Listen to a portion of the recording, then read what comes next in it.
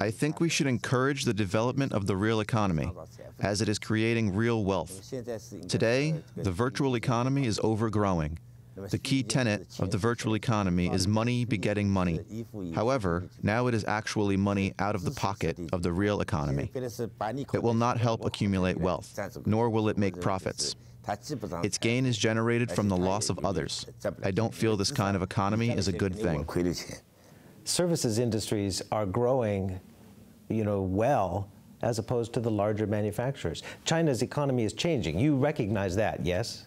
The new economy you mentioned is the internet economy. It has created some jobs, but at the same time, it has also brought about unemployment. It's forced a lot of brick-and-mortar retailers to close down.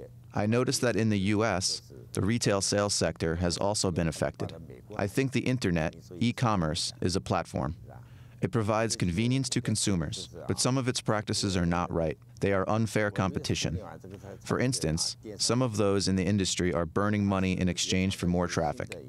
They sold a product worth 100 yuan at a price of 80 yuan to snap up market share. They ruined the manufacturers, who were forced into lower quality and even make shoddy products just to stay viable. If they stick to fair competition, I think it's fine. But the problem is they have improper means of competition. For someone who wants to take your drinks empire global, what do you think about the protectionist rhetoric that is rising in many parts of the world, including the United States? Does this kind of rhetoric and the sentiment or the threats of punitive tariffs change how you might look at an acquisition, say, in the United States? There are rumors in the market that you've been looking at Dean Foods, the dairy company in the United States.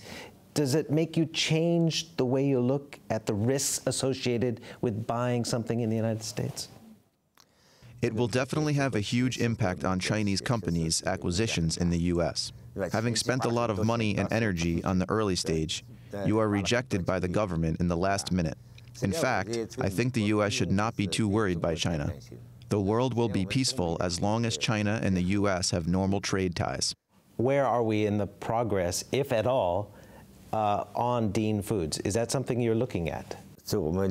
My daughter is in charge of the negotiations. What kind of role is she taking on now? Is she taking the company in an interesting new direction? In fact, she has been supervising 1/3 of our business. In addition, she is looking for new opportunities.